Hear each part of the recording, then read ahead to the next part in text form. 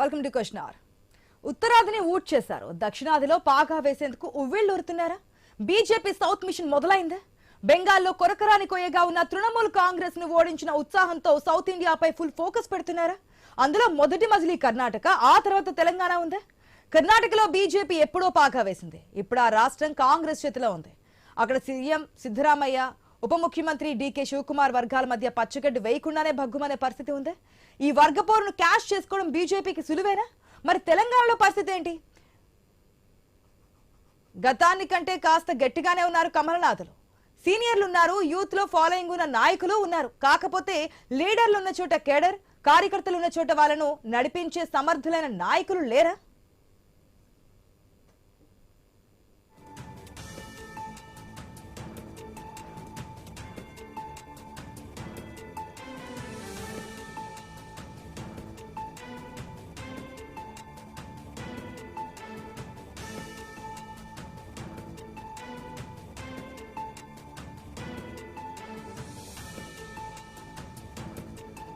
దక్షిణాదిలో తమిళనాడుపై బీజేపీ ఆశలు ఆవిరయ్యాయి. అక్కడ విజయ్ ముఖ్యమంత్రిగా ప్రమాణ స్వీకారం చేశారు. కేరళం కాంగ్రెస్ చేతిలోకి వెళ్లిపోయింది. ఇక ఆంధ్రప్రదేశ్ లో కూటమి ప్రభుత్వం అధికారంలో ఉంది. పుదుచ్చేరిలో కమలం వికసించింది. దీంతో కర్ణాటక, తెలంగాణపై పూర్తి స్థాయిలో ఫోకస్ చేయాలని బీజేపీ నేతలు డిసైడ్ అయ్యారు. మోదీ హైదరాబాద్ పర్యటన అందులో భాగమేనా? ఈ రెండు రాష్ట్రాల్లో కమల వికాసం సాధ్యమేనా? అలాంటి పరిస్థితులు ఉన్నాయా? కర్ణాటక, తెలంగాణలోని కాంగ్రెస్ ప్రభుత్వాలను మట్టి కరిపించే సత్తా కాషాయ దళానికి ఉందా అనే ప్రశ్నలు ఇప్పుడు లేవనెత్తుతున్నారు.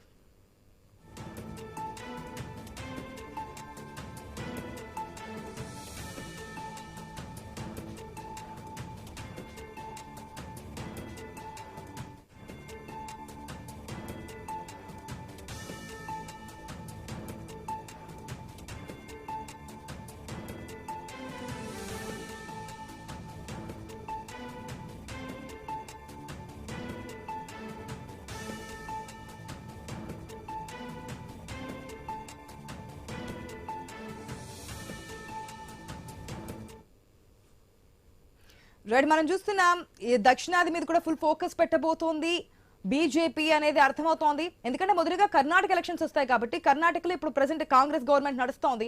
అక్కడ కూడా చిన్న చిన్న వర్గ వివాదాలు నడుస్తున్నాయి సీఎం కుర్చీకి సంబంధించి. ఇవన్నీ అదునుగా చూసుకొని మొదటిగా కర్ణాటకలో అక్కడ బీజేపీ గవర్నమెంట్ ఫామ్ చేసిన తర్వాత అక్కడ నుంచి నెక్స్ట్ మనకి తెలంగాణలో ఎలక్షన్స్ జరగబోతున్నాయి కాబట్టి తెలంగాణలో బీజేపీని ఇక్కడ అధికార పీఠం ఎక్కించడానికి ప్రయత్నాలు చేయబోతున్నట్టు తెలుస్తోంది. ఎంతవరకు సక్సెస్ అవుతారని డీటెయిల్స్ అందించడానికి న్యూస్ రూమ్ నుంచి మా కొలీగ్ శివాని సిద్ధంగా ఉన్నారు. Shivani, over to you. Right, thank you Asha. So as we all know, West Bengal అయిపోయింది, ఢిల్లీ అయిపోయింది, అస్సాం అయిపోయింది. Now it's time for Telangana అన్నట్టుగా బీజేపీ తన ప్లాన్ ని సిద్ధం చేసుకున్నట్లుగా తెలుస్తుంది. Target Telangana, mission Telangana, whatever it might be. కానీ ఇప్పుడు అంత వ్యూహాలు రచించబోతున్నారు ఒక తెలంగాణ స్టేట్ కోసమేనని తెలుస్తుంది. సో మనందరికి తెలిసిన విషయం ఏంటంటే బీజేపీ పార్టీ ఇప్పటి వరకు మోస్ట్లీ పాపులర్ పార్టీ అండ్ అంతా బీజేపీ గురించి ఎక్కువగా మాట్లాడుకునేది ఒక నార్త్ స్టేట్స్ లోనే. కానీ సదర్న్ స్టేట్స్ లో హవా కొనసాగాలంటే ఫస్ట్ సదర్న్ స్టేట్స్ లో కూడా ఆ బీజేపీ పార్టీని ఇంకా బలోపేతం చేయాలన్న ఉద్దేశంతో అమిత్ షా అండ్ మోదీ ఉన్నట్లుగా తెలుస్తుంది. సో అందులో భాగంగానే ఇప్పుడు తెలంగాణ మొదటి టార్గెట్ గా తెలుస్తుంది. సో దానికి సంబంధించి చర్చించడానికి, మాట్లాడడానికి, టార్గెట్ ని ఫిక్స్ చేయడానికి, మిషన్ ని ఇంకా ముందుకు తీసుకెళ్లడానికి తెలంగాణకి నరేంద్ర మోదీ వస్తున్నట్లుగా తెలుస్తుంది. And at the same time actually ఈ రోజు రావడానికి మెయిన్ రీజన్ వచ్చేసి 9,500 కోట్లకు సంబంధించి కొన్ని ప్రాజెక్ట్స్ కి సంబంధించి శంకుస్థాపన చేయబోతున్నారు ఈ రోజు ప్రధాని మోదీ. సో అదే సందర్భంగా ఈ రోజు ముఖ్య నేతలతో కూడా చర్చించబోతున్నారు. బీజేపీ తెలంగాణ ముఖ్య నేతలతో కూడా మోదీ చర్చించబోతున్నట్లుగా తెలుస్తుంది. సో సభకు సంబంధించి ఒక భారీ బహిరంగ సభని ఏర్పాటు చేశారు ఈ రోజు సాయంత్రం 4 గంటలకి పెరేడ్స్ గ్రౌండ్ లో. సో ఆ సభలో ఎలాంటి అంశాలకు సంబంధించి నరేంద్ర మోదీ మాట్లాడే అవకాశం ఉందో అన్న ఉత్కంఠ కూడా నెలకొంది. సో ఇదే అంశానికి సంబంధించి మాట్లాడడానికి మనతో పాటు జాయిన్ అయ్యారు రాజు గౌడ్ గారు, బిఆర్ఎస్ లీడర్, అండ్ అలాగే పల్లె రామచంద్ర గౌడ్ గారు, టిపిసిసి స్పోక్ పర్సన్. వాళ్ళిద్దరితో మాట్లాడే ప్రయత్నం అయితే చేద్దాం. సో నమస్తే అండి. సో ముందుగా ఇప్పుడు మనం చూస్తున్నామండి సినారియో ఏ విధంగా ఉందో. అస్సాం అయిపోయింది, వెస్ట్ బెంగాల్ అయిపోయింది, యూపీ అయిపోయింది, ఢిల్లీ అయిపోయింది. సో ఇప్పుడు నెక్స్ట్ టార్గెట్ తెలంగాణ అన్నట్టుగా అందరూ కూడా చర్చించుకుంటున్నారు. సో దీని గురించి ఏం చెప్పాలనుకుంటున్నారు రామచంద్ర గౌడ్ గారు? నమస్కారం అండి. న్యూస్ ప్రేక్షకులకు, శివాని గారికి, రాజ్ గౌడ్ గారికి, మిత్రులందరికీ నమస్కారం. ముఖ్యంగా బీజేపీ టార్గెట్ చేసింది నిజమే, కానీ ఇక్కడ పరిస్థితులు వేరే రకంగా ఉంటాయి. అక్కడ ఏంటంటే అస్సాంలో అనుకోండి, వెస్ట్ బెంగాల్లో అనుకోండి, కాంగ్రెస్ కు సంబంధించిన అంటే గతంలో కాంగ్రెస్ నాయకులే ఈ రోజు ముఖ్యమంత్రిలో ఉన్నారు. అక్కడ కూడా వాళ్ళు ఏంటంటే ఆ రోజులలో 2016-17 టైంలో వాళ్ళ మీద మోడీ గారు మాట్లాడింది అంటే వాళ్ళ మీద విమర్శలు చేసి ఇవి రైతులై వాళ్ళు నేరస్తులుగా ప్రకటించిన వాళ్ళని ఈ రోజు వెస్ట్ బెంగాల్ ముఖ్యమంత్రిగా ప్రకటించారు. అయితే బీజేపీ టార్గెట్ ఏంటంటే సదుద్దేశంతో చేస్తే సంతోషమే, కానీ ఈడీ రైళ్లను ప్రభుత్వ సంస్థలను వినియోగించుకొని వాళ్ళ మీద బలవంతంగా మొన్న కూడా ఎంపీలను అంటే మన పంజాబ్ లో అనుకోండి, ఢిల్లీ ఏరియాలో అనుకోండి, ముఖ్యంగా నాయకుల మీద టార్గెట్ చేసినప్పుడు వాళ్ళని ఏంటంటే ఈడీ రైడ్లు చేసుకొని స్వతంత్ర సంస్థల్లాగా ఉండాల్సిన వాళ్ళను ప్రభుత్వ సంస్థలుగా వినియోగించుకొని వాళ్ళ బలవంతంగా చేయడం జరిగింది. బీజేపీ వాళ్ళు చేస్తే సంతోషమే, కానీ వాళ్ళు ప్రభుత్వంలో ఇచ్చిన మాట ప్రకారం సుమారుగా ప్రతి సంవత్సరం 2 కోట్ల ఉద్యోగాలు ఇస్తామన్నారు, నల్లధనం తీసుకొస్తామన్నారు. తెలంగాణకు సంబంధించి కూడా వాళ్ళు పూర్తిగా ఘోరంగా మాట్లాడుతున్నారు. అది కూడా పార్లమెంట్ లో ఏ రకంగా మాట్లాడుతుందంటే తల్లి డోర్లు పెట్టుకొని తెలంగాణ ఇచ్చిండ్రు అనేది ఒక మాట, తల్లి బిడ్డను విడదీసిందని ఒక మాట. మొన్ననేమో కర్ణాటక అంటే ఎంపీ గారు కూడా మాట్లాడేది అంటే మన పాకిస్తాన్ ఇండియాను విడదీసి అంటే పాకిస్తాన్ అయింది, ఇండియా అయింది, తెలంగాణను ఆంధ్రప్రదేశ్ ను విడదీసిందని ఘోరంగా మాట్లాడడం జరిగింది. అదేవిధంగా ఎన్నో రకాలుగా తెలంగాణను కించపరిచి రకంగా మాట్లాడడం జరిగింది. ఓకే, వాళ్ళ ఉద్దేశం ఆ రకంగా ఉంటే తెలంగాణ ప్రజలు దాన్ని కూడా ఆలోచన చేస్తారు. ముఖ్యంగా ఇక్కడ కావాల్సిన మనకు డెవలప్మెంట్ కూడా ఫండ్ రావాల్సింది ఉంది.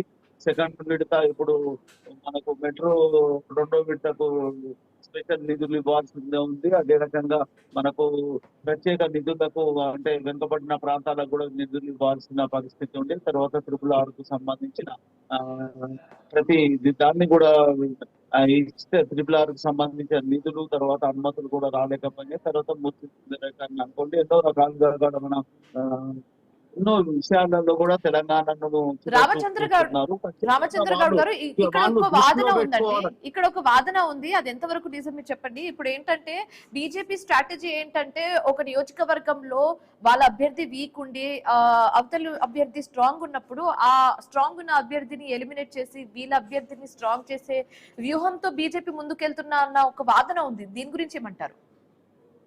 నిజానికి కూడా వీళ్ళు పాత రోజుల్లాగా కాకుండా ఈ రోజు ప్రత్యేకంగా కూడా ఆర్థిక వనరులను కేటాయించడం జరుగుతుంది. దానికి సంబంధించి హిందూ సంస్థలను కూడా వినియోగించుకోవడం జరుగుతుంది.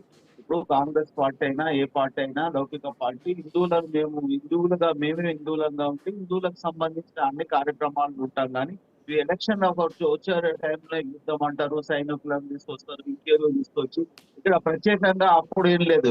ఇప్పుడు మనకు నేషనల్ కు సంబంధించిన స్పెషల్ గా దీనికి సంబంధించి కూడా NIA ఉన్నది. అంటే నేషనల్ సెక్యూరిటీ ఫోర్స్ ద్వారా ఎక్కడెక్కడ తప్పులు జరుగుతున్నాయి, ఎక్కడెక్కడ టెర్రరిస్టులు ఉన్నారు, ఎక్కడెక్కడ విదేశీకి సంబంధించిన మరి ఆ రోజులన్నా ఇప్పుడు ఎందుకు చేస్తలేరు? ఎలక్షన్ల ముందే వచ్చిన తర్వాత దాన్ని రెచ్చగొట్టి పాపం గడుపుకునే ప్రయత్నం చేస్తున్నారు. ఆర్థిక వనరులు కూడా వాళ్ళు ఏం చేస్తున్నారు అంటే ప్రైవేట్ గా ఆదాని అంబానికి సంబంధించి తర్వాత ప్రత్యేక ప్రైవేట్ వ్యక్తులకు డబ్బులు దారాదత్తం చేస్తున్నారు. 16 లక్షల కోట్ల రూపాయలు సుమారుగా ఏంటంటే ప్రైవేట్ వాళ్ళకు బ్యాంకులకు రుణాలు మాఫీ చేసినారు. వాళ్ళ ద్వారా ఇండైరెక్ట్ గా ఆర్థిక వనరులను పార్టీకి సుమారుగా ఇప్పుడు 15,000 కోట్ల రూపాయలు 15,000 కోట్ల రూపాయలు పార్టీ ఫండ్ ఎలక్ట్రో బాండ్ రూపకంగా తీసుకున్నారు. ఏ రకంగా బెదిరించి తీసుకున్నారు, ప్రేమతో తీసుకున్నారు. ఆర్థిక వనరులను పెంచుకుంటూ ఆర్థిక వనరులతో పాటు వాళ్ళను సెంటిమెంట్ గా వాళ్ళ మనోభావాలను దెబ్బతీసే ప్రయత్నం చేసుకుంటా వాళ్ళు ఈ రకంగా ముందుకు వెళ్తున్నారు. వాళ్ళ ప్రయత్నం వాళ్ళకు ఉంటది. ఏదేమైనా కానీ ప్రజలు కూడా ప్రతిదీ గమనిస్తారు. వాళ్ళ దగ్గర ఏ రకంగా ఉన్నా కానీ కొన్ని ప్రాంతాలలో వాళ్ళు సక్సెస్ అయితే ఉండొచ్చు, కొన్ని ప్రాంతాల్లో ఇబ్బంది ఉంటది. తెలంగాణ ప్రాంతాల్లో సో రాజుగౌడ్ గారు మీరు చెప్పండి ఇప్పుడు ఓకే ఓకే ఒక్క నిమిషం. సో రాజుగౌడ్ గారు మీరు చెప్పండి, డబుల్ ఇంజన్ సర్కార్ ఉంటే బెస్ట్ మేలు జరుగుతుందని ఓవైపు బీజేపీ చెప్తుంది, అండ్ అదే విధంగా రాష్ట్ర నాయకత్వంపై కూడా ఫోకస్ పెట్టింది బీజేపీ, తెలంగాణ రాష్ట్ర నాయకత్వం మీద దాన్ని బలోపేతం చేసే దిశగా అడుగులు వేస్తున్నట్లుగా కనిపిస్తుంది. దీని గురించి మీ ఒపీనియన్ ఏంటి? Good afternoon madam. చెప్పండి. ఇప్పుడు ఇప్పుడు తెలంగాణలో గాని లేకుంటే సౌత్ లో గాని ఉమ్, బీజేపీ పార్టీకి నమ్మే పరిస్థితి ఉండదు. మనం మొన్ననే తమిళనాడు ఎలక్షన్లు చూసినాం, కేరళలో చూసినాం, ఏం పరిస్థితి ఉన్నది వాళ్ళది. ఒక్కొక్క సీట్ కూడా తెచ్చుకునే పరిస్థితి లేదు అక్కడ మిగతా ఓన్లీ పార్టీలతో. ఒకే ఒక సీట్ వచ్చింది తమిళనాడులో. అదే అదే అదే అదే తమిళనాడులో కేరళలో గాని ఎక్కడ గాని వీళ్ళకు సౌత్ లో అంత స్కోప్ ఉండదు. ఉమ్, ఎందుకంటే వీళ్ళు ఎప్పుడు కూడా సౌత్ ను చిన్న చూపు చూసిన నాయకులు ఈ ఈ బీజేపీ పార్టీ గాని ఇంకా వేరే పార్టీ గాని. మరి ముఖ్యంగా ఈరోజు నరేంద్ర మోడీ గారు తెలంగాణకు వస్తుంది. 12 సంవత్సరాల లోపట 12 పైసలన్నా తెలంగాణకి ఇచ్చిందా, లేకుంటే తెలంగాణకు ఏదైనా ఒక పెద్ద ఎయిమ్స్ కానీ, లేకుంటే ఏదైనా యూనివర్సిటీ కానీ, లేకుంటే ఏదైనా మెడికల్ కాలేజ్ కానీ ఏదైనా ఇచ్చిన ముఖం ఉన్నదా వీళ్ళకి? ఏమని తెలంగాణకు వస్తుర్రు, ఏమని తెలంగాణలో వీళ్ళు చేస్తారు? ఇక్కడ తెలంగాణ ప్రజలంతా అమాయకులు గారు. మత విద్వేషాలు రెచ్చగొట్టి ఇండియా పాకిస్తాను, లేకుంటే హిందూ ముస్లిము, జై శ్రీరామ్ అని అంటే స్లోగన్లు తీసుకొని ఇక్కడ వస్తే ప్రజలు నమ్మరు. ప్రజలు తరిమి కొట్టే ప్రజలు తెలంగాణలో ఉన్నారు. మరి నువ్వు తెలంగాణకు ఇప్పటిదాకా ఏదైతే 2014 చట్టం ప్రకారం స్టేట్ రీఆర్గనైజేషన్ బిల్ ప్రకారం ఈ తెలంగాణకు ఐటీఐఆర్ ప్రాజెక్ట్ రావాల్సి ఉండే, అదే విధంగా ఎస్టీ యూనివర్సిటీ రావాల్సింది ఉండే, బొయ్యారం ఉక్కు ఫ్యాక్టరీ రావాల్సింది ఉండే, మరి అదే విధంగా coach factory, railway coach factory రావాల్సింది ఉండే. ఏమి ఇచ్చినావు నువ్వు తెలంగాణకు? ఏమి ఇచ్చినావని ఈరోజు తెలంగాణకు వచ్చి ఓట్లు అడుగుతావు? మేము గత 10 సంవత్సరాలు బీఆర్ఎస్ అధికారంలో ఉంటే మేము దాదాపు 2 లక్షల కోట్ల రూపాయలు పన్నుల ద్వారా జిఎస్టీ ద్వారా మీకు చెల్లించినాం. దానికి బదులుగా మీరు ఏమి ఇచ్చిండ్రు మాకు రిటర్న్? మాకు రూపాయి తీసుకొని మీరు చారాన్ని ఇచ్చిండ్రు, 40,000 కోట్లు మాత్రమే రిటర్న్ ఇచ్చింది తెలంగాణ. మళ్ళీ ఏమన్నా అంటే మేము హైవేలు వేసినాము, మేము రోడ్లు వేసినాము, మేము కనెక్టివిటీ పెంచినాము అని అంటారు. కనెక్టివిటీ పెంచడము అది అయితే మా సొమ్మే కదా. ఇంకో అబ్జర్వ్ చేయాల్సిన విషయం ఏంటంటే ప్రధానిగా 3వసారి గెలిచిన తర్వాత 2 సంవత్సరాల తర్వాత తెలంగాణకు రావడం జరుగుతుంది. ఇది ఇప్పుడు ఆడ తమిళనాడులో కేరళలో ఏమి అంటే బయట పడలేదు, వాళ్ళకు కూడా ప్రజలు నమ్మలేరు. కనీసం తెలంగాణలో కర్ణాటకలో వచ్చి మరొకసారి ప్రజల మధ్యలో చిచ్చు పెట్టి గెలవాలనుకుంటారు వీళ్ళు సౌత్ కి ఏమి ఇచ్చిరో ఒకసారి ఆలోచన చేసుకున్నారు. వీళ్ళు వచ్చినప్పటి నుంచి దాదాపు ఒక 11 లక్షల కోట్ల రూపాయలేమో బడాబాబులకు రైట్ ఆఫ్ చేసి, అదే విధంగా ఈ రోజు అదాని అంబానీకి 1 రూపాయికి 3,000 ఎకరాల భూమి ఇచ్చిర్రు మన బీహార్లో. అంటే ఇలాంటివి పోర్ట్లు ఇచ్చేసిండ్రు, రైల్వేస్ ఇచ్చేసిండ్రు, ఎల్ఐసి ఇచ్చేసిండ్రు, ఆ ఎయిర్పోర్ట్లు ఇచ్చేసిండ్రు. ఈ విధంగా అన్ని చేస్తే తెలంగాణ ప్రజలు చాలా తెలివివంతులు, చాలా ఇంటెలెక్చువల్స్. ఇటువంటి నాయకులకు ఎంతో మందికి చూసిరు, గతంలో చూసిరు. రాజు గౌడ్ గారు మాట్లాడదాం, ఇదే అంశానికి సంబంధించి కంటిన్యూ చేద్దాం, కానీ షార్ట్ బ్రేక్ తర్వాత మళ్ళీ మాట్లాడదామండి. Will get back to you. So question hour లో షార్ట్ బ్రేక్ తీసుకుందాం. చూస్తూనే ఉండండి ఐ న్యూస్.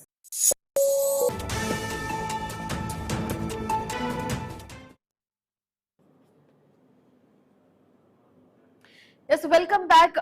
ఈ రోజు మే 10th ఈ రోజు ప్రధాని నరేంద్ర మోదీ హైదరాబాద్ కు రానున్నారు. అండ్ దానికి సంబంధించి ఒక భారీ బహిరంగ సభ కూడా ఏర్పాటు చేయడం జరిగింది. సాయంత్రం 4 గంటలకి ప్రధాని నరేంద్ర మోదీ ప్రసంగించనున్నారు, ప్రజలను ఉద్దేశించి మాట్లాడబోతున్నారు. సో ఎలాంటి అంశాలకు సంబంధించి ఆయన మాట్లాడతారు అనేది ఉత్కంఠ అయితే నెలకొంది. దాంతో పాటు 9,500 కోట్లకు సంబంధించిన ప్రాజెక్ట్ కు శంకుస్థాపన కూడా చేయడానికి ప్రధాని మోదీ హైదరాబాద్ కి రాబోతున్నట్లుగా తెలుస్తుంది.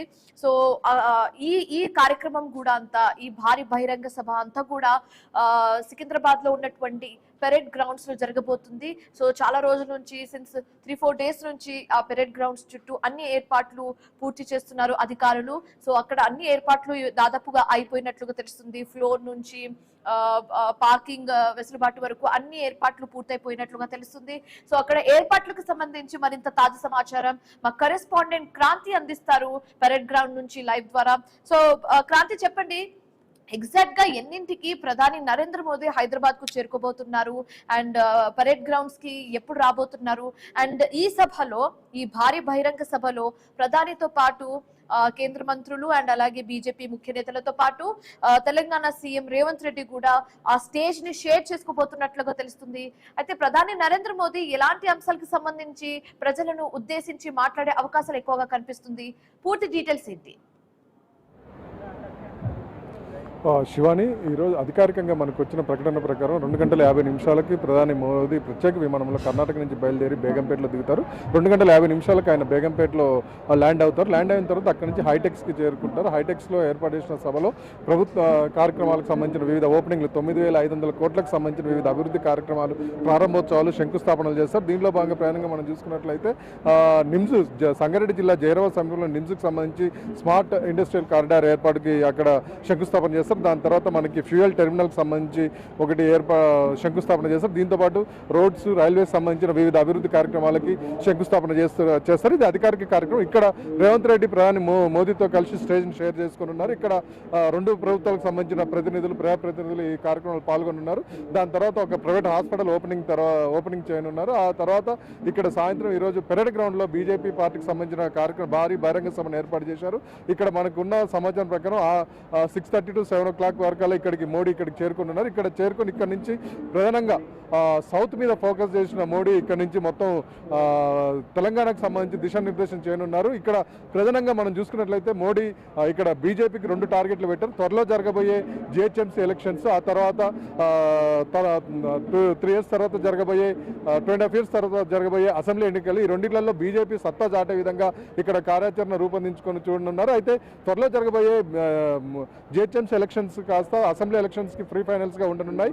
దీనికి సంబంధించి మోడీ ఫోకస్గా ఉన్నారు. మోడీ 3వ ప్రధాని అయ్యాక దాదాపు 2 సంవత్సరాల తర్వాత మొదటిసారి తెలంగాణకు వస్తున్నారు. ఇక్కడ నుంచి ఇక రెగ్యులర్గా తెలంగాణ మీద ఫోకస్ పెట్టే అవకాశం కనిపిస్తుంది. తెలంగాణలో కమలం జెండా ఎగిరేయాలన్నది వాళ్ళ టార్గెట్గా చూస్తున్నారు. అయితే ప్రత్యేకంగా మనం చెప్పుకున్నట్లయితే బీజేపీకి సంబంధించి తెలంగాణ రాష్ట్రంలో 8 మంది ఎంపీలు, 8 మంది ఎమ్మెల్యేలు, ఇతర ఎమ్మెల్సీలు ఉన్నారు. అయినప్పటికీ క్షేత్రస్థాయిలో ఆ స్థాయిలో వీళ్ళు పనితనం చూపించలేకపోతున్నారు. ప్రధాన ప్రతిపక్షంగా గుర్తింపు తెచ్చుకోలేకపోతున్నారు. దీనిపైన దృష్టి సాధించిన అధిష్టానం ఆ గ్యాప్ను ఫిల్ చేయాలని చెప్పి ఇక్కడ క్యాడర్ని పరుగులెత్తించాలి, నెక్స్ట్ వచ్చే అసెంబ్లీ ఎలక్షన్లో అధికారమే లక్ష్యంగా పనిచేయాలన్న ఉద్దేశంతో మోడీ టార్గెట్ పెట్టుకొని వస్తున్నారు. ఇక్కడ ఈరోజు దీన్నే సౌత్లో పాగా వేయడానికి ఇక్కడి నుంచే వాళ్ళు బేస్ తయారు చేసుకోవాలని చూస్తున్నారు. ఇప్పటికే ఆంధ్రప్రదేశ్లో వీళ్ళు కూటమి ప్రభుత్వంలో ఉన్నా కూడా చాలా నిమిత్త మాత్రంగా వాళ్ళ పాత్ర ఉంది. ఇక్కడ పూర్తి స్థాయిలో తెలంగాణలో పూర్తి స్థాయిలో వాళ్ళ అధికారంలోకి చేపట్టి ఇక్కడ నుంచి మొత్తం సౌత్ని విస్తరించాలని చెప్పి వాళ్ళు లక్ష్యంగా ఉన్నారు. దీంట్లో భాగంగానే వివిధ వర్గాలను టార్గెట్ చేసుకుని వస్తున్నారు. ఈరోజు మనం చూసుకున్నట్లయితే ప్రధానంగా మోడీ ప్రారంభించే ప్రైవేట్ హాస్పిటల్, అది ఒక బీఆర్ఎస్ పార్టీకి సంబంధించిన ఒక రాజ్యసభ నాయకులకు సంబంధించిన హాస్పిటల్. ఆ తర్వాత జనసేన పార్టీ అధ్యక్షులు పవన్ కళ్యాణ్ ఇంటికి కూడా వెళ్ళనున్నారు. తెలుగుదేశం పార్టీ అధినేత ఆంధ్రప్రదేశ్ సీఎం చంద్రబాబు నాయుడు ఇంటికి కూడా వెళ్ళనున్నారు.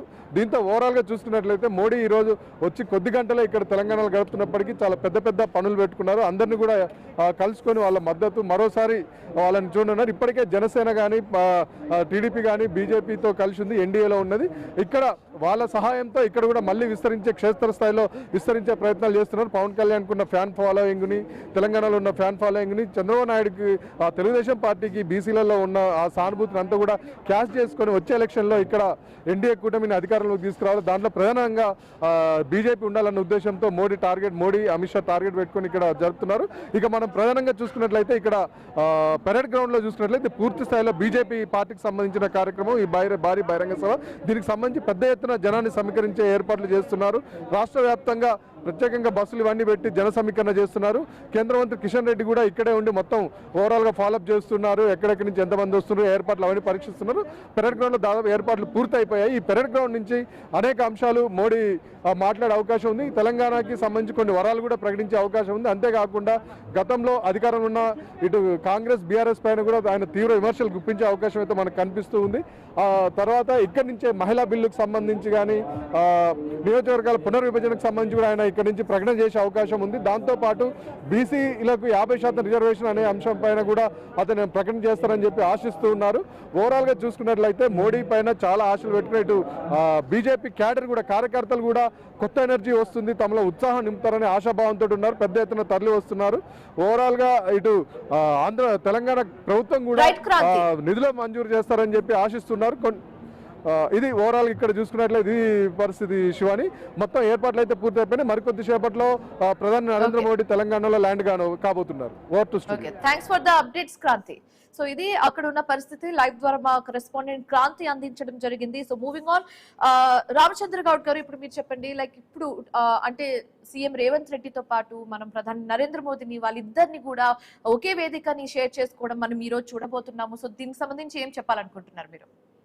ఇది యాక్చువల్ గా డెవలప్మెంట్ కు సంబంధించిన దాన్ని ఇనాగ్రేషన్ కు సంబంధించి హైటెక్ లో చేస్తారండి. ఇక్కడ మన పెరేడ్ గ్రౌండ్ లో చేయాల్సింది కాదు. పెరేడ్ గ్రౌండ్ లో ఈవినింగ్ 6 తర్వాత ప్రోగ్రామ్ ఉంటది. ఏదైనా ఇక్కడ మనకు ప్రభుత్వ కార్యక్రమంలో ఇద్దరు కలిసి చేయాల్సి ఉంటది. దాంట్లో కూడా ఇంతవరకు కూడా లోకల్ కు సంబంధించిన తెలంగాణకు సంబంధించిన డెవలప్మెంట్ గురించి ఎన్నోసార్లు ఎన్నో రకాలుగా మంత్రులు అనుకోండి, ముఖ్యమంత్రి గారు అనుకోండి రిక్వెస్ట్ చేయడం జరిగింది. మనకు కావాల్సిన నిధులను గురించి ఎన్నో రకాలుగా అడగడం జరిగింది. ఇప్పుడు మనకి ఏంటంటే ఇక్కడ కావాల్సింది ఏంటంటే నిధులకు సంబంధించిన దానికి సంబంధించి మాత్రమే ప్రధానమంత్రిని కలవడం జరుగుతుంది. మంత్రులను కూడా అంటే కేంద్ర మంత్రులను కలవడం జరుగుతుంది. అదే ఉద్దేశంతో కూడా వాళ్ళని సద్భావంతోనే అంటే సదుద్దేశంతోనే కలవడం జరుగుతుంది. బిహెచ్ఎంసీ తో తర్వాత లోకల్ ఎలక్షన్లతో ఇది చీకటి ఒప్పందం కాంగ్రెస్ ది బీజేపీది. ఇప్పటిదాకా రేవంత్ రెడ్డి గారు 65 సార్లు ఢిల్లీకి పోయొచ్చిండ్రు, ఒక్క రూపాయి అన్న తెచ్చిండ్రా? ఈ రోజు కూడా వితౌట్ రేవంత్ రెడ్డి ఈ యొక్క మీటింగ్ కొనసాగించే అవకాశం ఉంది. కేటీఆర్ ఒక వ్యాఖ్యలు పాస్ చేయడం జరిగింది. అదేంటంటే బడే బాయ్ చోటే బాయ్ కలిసి చీకటి బడే బాయ్ చోటే బాయ్ నేను చెప్తున్నా. గతంలో తెలంగాణలో మీటర్లు పెట్టం, కాళేశ్వరంకు నిధులు ఇయ్యమని చెప్తే ఇదే మా ముఖ్యమంత్రి కేసీఆర్ గారు నరేంద్ర మోడీ వస్తే అటెండ్ కాలేదు. అంటే ఈ రోజు దేశంలో ప్రధాన ప్రతిపక్షం పార్టీ కాంగ్రెస్ పార్టీ కదా. మరి కాంగ్రెస్ పార్టీ ఈ రోజు నువ్వు ఏం చెప్పినావు? 2014 2 కోట్ల ఉద్యోగం ఇస్తున్నావు, 15 లక్షల జన్ ధన్ అకౌంట్ తెరుచుకోమన్నావు, నల్లధనం తెస్తున్నావు, 22 వారాలకు రైతులకు కోటీశ్వర్లు చేస్తున్నావు. ఈ రోజు కాంగ్రెస్ పార్టీలను విమర్శించాలంటే మనకు ముఖ్యంగా ఈ రోజు ప్రధానమంత్రి గురించి ఇక్కడికి వచ్చే దాని గురించి మీరు అంటారు. ముఖ్యంగా విమర్శించాలనుకుంటే మేము విమర్శించాల్సిన అవసరం లేదు. బీజేపీ బీఆర్ఎస్ గురించి కవిత గురించి చెప్పడాల్సిన అవసరం ఉన్నది. వాళ్ళు అంటే నేను సందర్భం కాదు, అది మాట్లాడాల్సిన అవసరం లేదు. మీరు మాట్లాడినప్పుడు మాట్లాడాల్సి వస్తుంది. వాళ్ళ ఒప్పందాలు ఏంటంటే కూడా సిపిఐకి ఇస్తే మేము కాళేశ్వరం కు సంబంధించి తర్వాత హైదరాబాద్ లో అంటే ప్రతి దాని గురించి మేము చర్య తీసుకుంటామన్నారు. ఈ రోజు వరకు వాళ్ళు ఎందుకు నానబెడుతున్నారు? 48 గంటల్లో క్లియర్ గా చేస్తాం అంటే వాళ్ళ చీకటి ఒప్పందం వాళ్ళని నడుపుతున్నారు కానీ అది తప్పు.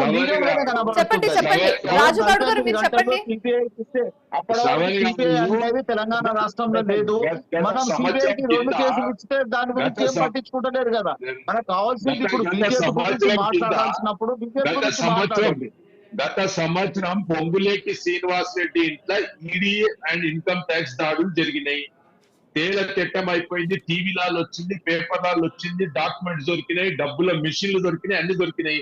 కానీ ఈ రోజు దాకా పొంగులేటి ఇంటిపై జరిగిన దాడి గురించి ఎందుకు ఈడీ గాని కేంద్ర ప్రభుత్వం గాని బయట పెడతలేదు. రెండోది, ఈ తెలంగాణలో ఏదైతే భూ కుంభకోణం జరుగుతుందో సిబిఐ ఏమంటే ఈ రోజు కేంద్ర మంత్రులు ఇద్దరు తెలంగాణలో ఉన్నారు. ఈ కాంగ్రెస్ వాళ్ళతో ములాఖాతలు ఉన్నారు కాబట్టి కదా ఈ రోజు చర్యలు తీసుకుంటలేరు. ఈ రోజు అన్యాయంగా హైడ్రా పెట్టి ఈ రోజు అన్యాయంగా ఇంకోటి సరిగ్గా పార్లమెంట్ ఎలక్షన్ వేళ తెలంగాణలో పార్లమెంట్ ఎలక్షన్ వేళ కవిత మీద మరీ ముఖ్యంగా ఫోకస్ పెట్టడం అనేది మనం అందరం చూసాము. ఇక అవన్నీ మొన్న కవిత కాదండి, ఒక ముఖ్యమంత్రిని తీసుకుపోయి జైల్లో వాడేసిన సంగతి తెలుసు కదా. కేసీఆర్ మిగతా మంత్రులు కానీ వీళ్ళు మొత్తం ఏజెన్సీలను ఏజెన్సీలను చెప్పండి. ఓకే, వాడుకొని రామచంద్ర గౌడ్ గారు మీరు చెప్పండి, ఫైనల్ గా ఏం చెప్పాలనుకుంటున్నారు ఇప్పుడు? ఏం లేదండి, వాళ్ళు సొంత అంటే ప్రభుత్వ సంస్థలను సొంతానికి వినియోగించుకొని ఫోర్స్ఫుల్ గా రావాలనే ప్రయత్నం చేస్తారు. అది మాత్రము కరెక్ట్ కాదు. ఎందుకంటే ప్రభుత్వ సంస్థలను అన్నిటిని అయితే కూడా బీజేపీ ప్రైవేట్ పార్టీ పరం సక్సెస్ఫుల్ అవుతుందా? ఏ మిషన్ అయితే బీజేపీ పార్టీ ఎట్టి పెట్టుకుందో, టార్గెట్ పెట్టుకుందో సక్సెస్ఫుల్ వాళ్ళు అవుతుందా? ఎన్ని రకాలుగా ఎన్ని చేసినా ఒక నిమిషం, తెలంగాణ రామచంద్ర ప్రజలు గౌడ్ గారు మీరు ఖచ్చితంగా చెప్పండి, సక్సెస్ఫుల్ అవుతుందా లేదా? వన్ వర్డ్ లో. వాళ్ళ ఆలోచనలు సక్సెస్ఫుల్ కాదు, ఫెయిల్ ఓకే, అయిపోతారు. రాజగౌడ్ గారు నుంచే మీరు వాళ్ళ చెప్పండి, పతనం బీజేపీ పతనం పెట్టుకున్న స్టార్ట్ మిషన్ అవుతుందని సక్సెస్ అంటున్నాను. అవుతుందా లేదా? తెలంగాణ రాష్ట్రం సక్సెస్ అవుతుందా లేదా? 100% సక్సెస్ చేయడానికి ప్రయత్నం చేస్తారు కానీ తెలంగాణ ప్రజలు మాత్రం దీన్ని సక్సెస్ కానియరు. Okay, okay. So thank you so much Rajagoud garu, thank you so much Ramachandra Goud garu discussion లో పాల్గొనినందుకు అండ్ మీ ఒపీనియన్స్ ని మాకు తెలియజేసినందుకు. సో చూడాలి, ఈ రోజు భారీ బహిరంగ సభలో ప్రధాని నరేంద్ర మోదీ ప్రజలను ఉద్దేశించి ఎలాంటి అంశాలకు సంబంధించి మాట్లాడబోతున్నారు అనేది కూడా అందరూ చాలా ఈగర్ గా వెయిట్ చేస్తున్న అంశం అని చెప్పొచ్చు. సో ఇది ఇవాల్టి క్వశ్చన్ అవర్. మరొక క్వశ్చన్ అవర్ తో మళ్ళీ కలుద్దాం. Till then keep watching iNews. మీతోనే మీ వెంటే.